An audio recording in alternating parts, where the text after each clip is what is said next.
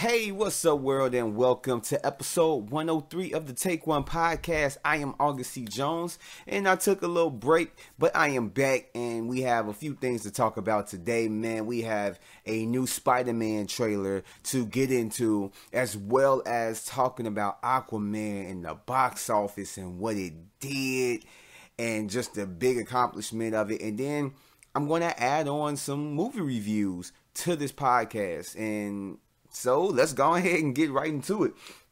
So basically, we're going to start off with talking about the new Spider-Man Far From Home trailer, the first trailer. They call it a teaser, which in certain sense, it can be considered a teaser, but this is a full-on trailer. It doesn't give a full description of exactly the plot or anything of it, but we got a good amount of it to where you can look at it and be satisfied. And looking at this, I really am more excited for this movie than I have been, say, before this trailer dropped. Because before it, I'm like, I don't really care too much for it. Mysterio wasn't really a character that I really cared too much about. I never read the comic books and stuff like that, but I'm going basically solely off of just the cartoon that I used to watch when I was a little kid or whatnot. And it was like Mysterio wasn't one of the characters that I really cared about. Of course, it was Venom, Rhino, Carnage, Dr. Octopus, and characters like that, Kingpin. But when it came to like Mysterio or Kraven, I really just didn't care about characters like that. This trailer made me care for the character in the sense of wanting to see Jake Gyllenhaal as Mysterio. He looked great up in there. Let me just say that. He looked great. The costume, the overall look of him looks totally great. We didn't get a close-up to with the fishbowl helmet that he's wearing, but we did see it up in the trailer at the end when he does make an appearance and he's fighting the elemental and everything else. But just the overall suit and just how he looks, from what we saw, I'm loving it. I'm really digging it. I don't know what type of thing that they're going to do with this movie, because I've heard that up in the comic books that Mysterio, in order to kind of like gain favor with Spider-Man, he is a person of illusion. So he set up a whole bunch of illusion, type crimes or whatever. And that way he can fight it off and, just kind of like gain favor. Or something of that nature. So I don't know if the movie is going to follow that same type of storyline, or if this really where he has actually, he actually has magical powers, mystical powers and stuff like a Doctor Strange. But yeah, this trailer really bugged me out. After watching it, I'm like, this is a really good trailer. Really, really good. Like, just to put it in perspective, one of my coworkers mentioned he liked it better than the Captain Marvel trailer. And yeah, this trailer is way better than the first Captain Marvel trailer. This first Spider-Man trailer is way better than that one. The Captain Marvel trailers didn't really like stand out as being really good into this most recent trailer that came out last week. And this trailer just knocked it out the park for me. Like, you get to see Zendaya. She looked like she's comfortable in the role that she's playing with MJ. And Happy is up in here again. You got him flirting with Aunt May. And then, and just the overall look, like, I don't know too much about the elementals, but obviously they're interdimensional humanoid characters or whatever. And of course, elementals, they can control, forces of nature, anything that has to do with that planet that they're on or whatever. They can control water, fire, wind, blah, blah, blah. And so they're fighting that up in there. I don't know how much of a big role. To me, it looks like they're secondary type villains. Like, there is a main villain or whatever it may happen, and that they're kind of like the henchmen. Or if it's just one, I don't know. Maybe a person can control just one, multiples. But this trailer looked awesome. It was really, really good. Like, it had humor in it. I found myself laughing at it. I had a big smile on my face as I'm watching the trailer. And I'm just dumbfounded how good this damn trailer was. I'm really excited. This is going on my top 10. Speaking of that, I haven't did my top 10 Best worst of 2018, nor have I did my top 10 most anticipated list. I don't know if I'm going to do it in the top 10 video or if I'm just going to do it on the podcast or whatnot, but I'm going to try and have that out soon. Just to let you guys know that I do have it all together, so the recent movie Glass will not affect my choice or anything like that. Even if I see it before I put it out, it's not going to affect it at all. But in any case, let's go ahead and move on to the next thing, which is the box office segment. And I usually do this at the end of the podcast, but because it has some significance in what I want to talk about in this podcast, I'm going to talk about it close to the beginning of it. So let's go ahead and get right into it. Since I didn't do a podcast last week, let's just go ahead and cover the movies that came at the top of the box office this past weekend. Number one was The Upside, which came in over the weekend with 19.5 million. Aquaman over the weekend did 17.2 million, and A Dog's Way Home debuted at 11.3 million at number 3. Number 4 is Spider-Man Into the Spider-Verse with 9 million, and rounding off the top 5 was Escape Room with over the weekend doing 8.9 million. Another movie that debuted this weekend, which didn't do that good, came in at number 12, was Replicas with 2.5 million. What stands out to me in this box office? Two things. One of the minor things that stand out to me is The Upside. I didn't think that was going to take over the box office. I didn't do predictions last week because there wasn't a podcast, but I did think about it and everything else, and I didn't really think that The Upside was going to be at number 1. I thought that Aquaman was going to still be at number 1, and that maybe The Upside was going to come in, just a little bit under it, but it was the total opposite. Aquaman came in a little bit under The Upside, but at the same time, we're going to get into Aquaman in a little bit. We're going to get into it in a little bit. The Upside, after seeing it, it deserves it. It deserves it. And that's one of the movie reviews I'm going to do, which I'm going to explain why it deserves it. But that was one of the minor things. I didn't think that The Upside was going to take the number 1 spot, but after seeing the movie, it deserves it. It deserves the number 1 spot. Didn't expect it. It was unexpected, but it deserves the number 1 spot. It's not going to hold on to it for too long. It's a what they call it up in wrestling. It's a transitional champion, just a champion there to win a championship from one person, just so that the next person that's in line can beat him real quick. So the transitional champion is not gonna hold the championship for that long. They might hold it for a month before losing it to the new person that's getting the push. And that's basically what this is. The Upside only has one, basically kind of a week or whatever to take over the box office before Glass comes in and kicks his ass. But that's not saying too much, because The Upside is a phenomenal movie, but I'm going to get into that a little bit later. The other thing that stands out, which is worth talking about, is Aquaman. Aquaman, I've said it to my brother, I've said it to anybody that listens. I felt with the buzz leading toward Aquaman, and this is before I even saw it, that if it doesn't touch $1 billion, that it was going to be one of the highest grossing movies in the BVS universe that they got going on now. And I was right.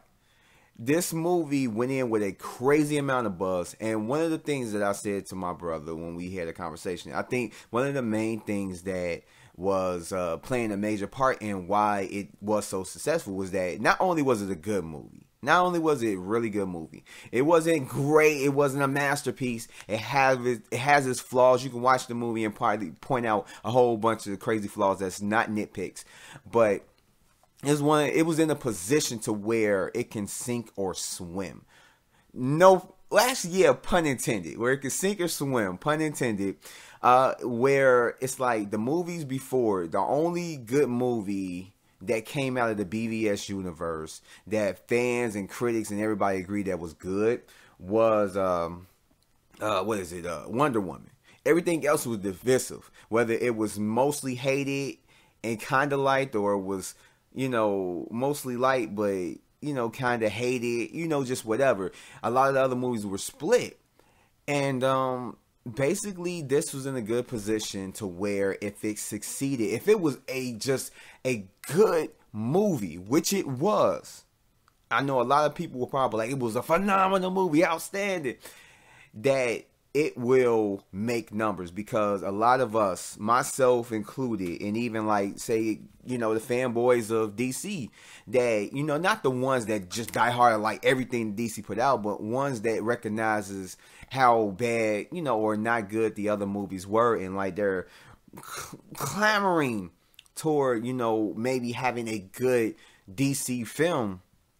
And seeing this one, it was like, okay, yeah, after all this stuff, all this rotten flesh that we've been getting, I can't really come up with the best way to, put it out there. But, after all this like rotten food and, not good food that we've been getting, we finally got a nice meal, Or just say after eating McDonald's for a straight week, you get tired of it and it just doesn't taste as good. It's like, it's acceptable. Sometimes, the burgers is kind of like, not satisfying. But now we get to go to Red Lobster this week. Or just not even Red Lobster. We get to go to Olive Garden this week. Yes. And that's basically how it was, And it rightfully so. It basically did its job. It was supposed to just start it off. And there's Shazam and the rest of what they're doing with these movies. And I'm not counting Joker because it's not connected to the same thing.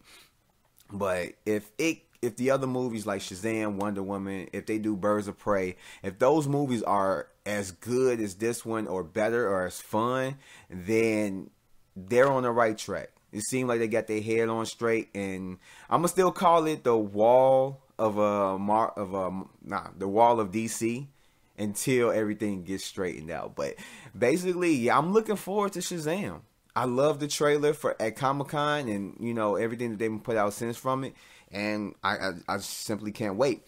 And it deserves the $1 billion box office. It deserves it. This was a fun ass movie. I mean, it was just amazing. But one of the things I came out of this, and I'm just thinking, I'm like, it's a shame that it took DC 6 movies just to touch the $1 billion club. And I was just thinking, like, that's a shame. And then I had thought about it. What did Marvel do when they first came out? How long did it take them to get to the $1 billion club? And I thought about it. It took exactly 6 movies for it to get to the $1 billion club. Because if you look at it, Iron Man, when it came out, like right now, I'm looking, this is all the domestic box office to today. The box office. Oh, you know what? No, it's not domestic. This is worldwide. Worldwide box office for all the first phase 1 films of Marvel. Iron Man, 585.2 million. The Incredible Hulk, 263.4 million. Iron Man 2, 623.9 million. Thor, 449.3 million. Captain America, the First Avenger, 370.6 million. And then we have Marvel's Avengers, $1.5 billion. Took exactly 6 movies just for it to touch $1 billion. And DC basically did the same thing. But at the same time, DC was at an advantage that Marvel has. DC came out a little bit later in the game after, Marvel had basically established it. Because the way I look at it is like, everybody was thinking Iron Man wasn't going to be nothing, surprised by it. I think people started to take notice after Captain America and Thor came out. And then when it was like, couldn't be denied was when Avengers came out and did the numbers that it's supposed to do. After that, all eyes on the Marvel universe, on the Marvel Cinematic Universe. All eyes is on there.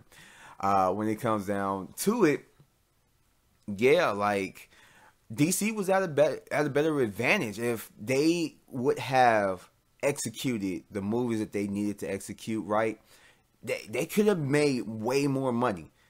BVS should be in the top 5 $2 billion club, or not $1 billion club, top 5. It should have been one of the movies that should have been in the, even over Justice League. BVS because that was the first time we saw Wonder Woman, Batman, and Superman all in the same movie. That should have been in the $2 billion club. It should have been. And it wasn't. It didn't even touch $1 billion. That movie with Batman and Superman on screen for the first time, plus Wonder Woman, didn't even touch $1 billion. That's crazy. And then Justice League didn't touch $1 billion. It's truly just it's crazy just to look at it like that. It had a bigger advantage, but both universes took 6 movies in order for it to touch $1 billion, which ain't bad. It's a start with DC. I'm not knocking it. It's a start. And just looking at the domestic box office right now, I mean, Aquaman is still going to grow. It's not one of the highest domestic grossing ones, at least not yet, with the DC BVS universe. But it is in the conversation, and it will climb up the ranks. But domestically, you got BVS with 330 million, Wonder Woman with 412 million, Suicide Squad with 325 million, Man of Steel 291, Justice League with 229 million. And you got, Aquaman now coming in with 287 million with the worldwide box office. So, I mean, it doesn't put it up there. It's still way behind a few other movies or whatnot. It's at number 5 as far as the highest grossing domestic ones. It's going to climb. Wonder Woman at the top, BVS right under it, Suicide Squad right under that, Man of Steel under that, and then Aquaman is right before Justice League. So, man, it's going to do numbers. I don't know if it's going to, as far as domestic, touch Wonder Woman. But it does have a good chance of beating Suicide Squad in the domestic box office. But we'll see. But I'm actually happy that it did over $1 billion. I knew that it was going to do it with the, pre-sales and everything else, the hype, the buzz around it, then seeing the movie and seeing how good it was and hearing people seeing it, multiple times. I knew that it was going to do it. Hell, I would go see it again. It's that good of a movie. If you haven't seen it, go ahead and check it out. What movies are coming out this week? We have 2 movies that are coming out this week. One is going to be later on today, which I'm going to go see, which is Dragon Ball Super Broly, which I know a lot of people are really excited to go see, even at the theater where I'm at the AMC. It's sold out. Like, literally, they had 3 showings at the theater that I was at. I mean, there's other showings at other theaters that's a good distance away, but they're a little bit further. But the AMC that I'm going to, it had 3 screenings for it. It was a 7, 8, 9. When I looked at it the other day before I even bought my ticket, I saw like 7 and 9 were sold out. And I'm like, are you kidding me? So I'm like, man, let me go ahead and get my ticket. So I did the 8 o'clock one. So I'm like, okay, cool, I got that. And then I looked at it like yesterday, and they added a 7:30 time. I guess because of the high demand, that one was sold out. I didn't even see that was even open, and that was just crazy just to see. But there are other theaters around that have plenty of seats for, several times and even multiple days. So this AMC theater is the only theater that's playing it around me just for that, just for specifically today. But, I mean, yeah. But in any case, the other movie that's coming out is Glass, a movie that I am really looking forward to. Saw Unbreakable years ago. I loved it. Saw Split a couple years ago. I loved it. And one of the things that I did mention, I believe it was up in the Split review or my Split spoiler review, which I'm gonna attach it to this video, whatever, at the end of it. But basically, as I was watching the movie, I was thinking like, man, it would be so crazy if this was connected to, Bruce, Unbreakable. But I'm thinking like, nah, M. Night, he wouldn't do that. Not saying that he wouldn't do it, but I'm like, nah, that ain't gonna happen. And I just brushed it out of my mind. And this is like kind of like toward, I want to say it was kind of toward the end once you saw the Beast and saw what he can do when he finally came out. And I was like, okay, whatever. Then watching it, and when it came to the end, you saw Bruce Willis. It's like, what the hell? Like, are you serious? Like, I knew it. I knew it. So it was crazy to know that my assumptions, like I was on the same wavelength as M. Night Shyamalan. I know a lot of people might say like, oh, well then you need to get your brain checked.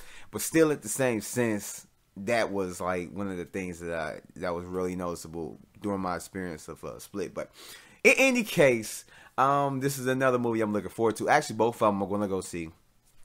Really looking forward to both of these films. Really looking forward to both of these films. Glass look like it's gonna be awesome. I've been hearing good reviews, and then some of them kind of saying like basically they're good, but it's like, you know, it's not a great film. Right now, I need to look up the, you know, Rotten Tomatoes like meter or whatever, but it's like, this is a movie that regardless on how it comes out, I was just hoping that this movie would be really good because it really looks good. Right now, it's sitting at a 41%, which is not that good. I don't know how much it will go up after it opens worldwide. Opens, officially. I don't think it's gonna go up too much. I don't even know if it's gonna touch 60%. If it does, that'd be cool, but I just hope that I get something out of it. But with that in mind, what movies will top the top box office this over the weekend? I believe everything will stay the same. It's just everything will get pushed down. Glass will take the #1 spot. I don't know if Dragon Ball Super Broly will enter into the top 5, but I'm gonna take a chance and say that it won't. So basically, yeah, everything is going to stay the same. Glass is going to take the #1 spot, of course, because I know a lot of people are trying to see this movie or just clamoring to see this movie. And I know that I am one of them. So, yeah, so it'll be Glass at #1, The Upside at #2, Aquaman #3, A Dog's Way Home at #4, and Spider-Man to the Spider-Verse at #5. And so with that, let's go ahead and jump right into the movie reviews. So yeah, the first movie on our list is The Upside, starring Kevin Hart, Bryan Cranston, and Nicole Kidman. And it's about a guy who's down on his luck, who's fresh out of prison and is trying to get his life back together and mend the relationship that he has with his son. He ends up getting a job being basically the caretaker of this rich guy who is paralyzed from the neck down. And they end up kind of like, having a friendship because of it. And going into this movie, I didn't really have too many expectations of it. Kevin Hart wasn't a person that I really follow as far as like movies go or anything like that. I did enjoy Jumanji and certain things that he was in, but he wasn't a person that I necessarily had to rush out and go see a movie for him. Never was a big fan of his stand-up. Not saying that he wasn't funny. It was like, I'm just not into that type of stuff. But going into this movie, I was dumbfounded because this movie was extremely good. This was a movie that is well worth your money, well worth a second viewing because it's so good. Kevin Hart plays just basically a straight man who he cracks a lot of jokes, but they're not tonally outside of what the movie is. There are jokes that a normal person will crack on a day-to-day basis. This is somewhat of a comedy, but it's more of a drama. It's a drama with comedy elements, and just the jokes and some of the funny things that happen in this movie were really, really good. It wasn't really a hit and miss thing. It was more of a hit. Basically 99.9% hit with a lot of the jokes. I found myself laughing more and louder than what I thought I would. Enjoying the chemistry between Bryan Cranston's character and Kevin Hart's character, and just the overall acting in there. Even Nicole Kidman's character, interactions with all of them, especially her interactions with Kevin Hart. It was good. This movie was like really phenomenal. It kind of gets you. It has a lot of dramatic parts up in there that work. It's a lot of just heart sinking type things that happen in this movie, and it works. When you get to the end of it, it's like, I wouldn't mind seeing this movie again. And that's the way I felt. I was really, really taken back by how good this movie was. Man, if you guys get a chance, you need to go check it out. The Upside, it was a surprise, of just the beginning of this year. Surprise, good movie in the month of January, where it said January and February are like the dumping grounds for like just bad movies. And I really, really, really enjoyed this movie. I'll give it an 8 out of 10. Definitely go see it. Well worth your money. The next movie on the list, Replicas, starring Keanu Reeves, Alice Eve, Thomas Middleditch, and John Ortiz. And this movie is about a guy played by Keanu Reeves, who is a scientist, and he ends up losing his family, and he works at a company where they're trying to transport a person's consciousness into a machine. And so he ends up doing that with clones of his family, and he's just working with that concept. It is a science fiction film, and this movie is a movie that is well worth being thrown in the dumping ground of January, because it is not a movie that you would, put out to make a lot of money. Just from the beginning of it, you can tell that it is a VOD or made for Netflix type film. One of the things I did like about this movie was just how good of a concept it is. It's like, I don't think I've seen this before. Not to say that any other movie out of the billions of movies that have been made throughout the years, that this concept hasn't been done before, because it's probably have. But I did like the concept. I did like the idea of it. It had, within the ideas, it had some ideas that could work. There's certain ways that the movie, I felt, probably could have worked a little bit better if it was done a different way, but it did kind of work for what they were trying to do. A lot of it didn't work. Not saying that this is a great movie or even good movie. It's a lot of things that didn't work for this, but it did have a great concept and everything else for that. The acting was bad. It wasn't, it was just, it just seemed like really nobody was into really making this film. It seemed like one of those films where you can read the script and you like, oh, this is a unique concept. So I can get why a lot of the actors would have came on board to do this film. But when you look at it, it's like, the packaging was just all off. And the writing to accompany it wasn't good either. Certain things, the way characters were written with certain actions and stuff like that, did not work out. In the CG, it don't have that much CG up in there, but there is a robot in the film that is used, and it's just completely it's not good. It's not good. This is, like I said, a movie that you will see on VOD or a Netflix type film, because that's how good and I say that, not as good, but that's how the CG looked.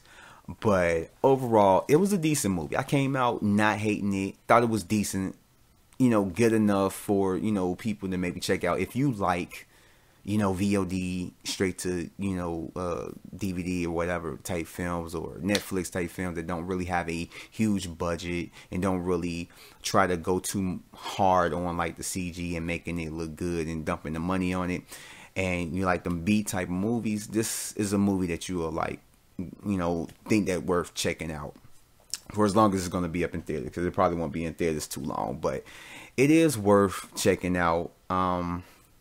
This movie is not going to be for everybody. It's a lot of people that's going to go into there and be like, this is complete and utter trash. But I enjoyed it for what it was. I could see some story ideas coming out of it. But yeah, overall, it was decent. I give it a 5 out of 10. Check it out if you will. Not truly recommending it, but if you like these type of movies, it'll be a movie for you. And so with that said, that brings this episode of the podcast to a close. Like, thank you guys for joining me and listening and all that good stuff, and hopefully I'll catch you guys on the next one. And peace out. Hey, before you guys leave, make sure you hit that like button as well as that subscribe button. And you see that little bell? Make sure you hit that to turn on your notifications. That way you'll be notified for anything that appears on my channel. Hope to see you guys next time. Peace out.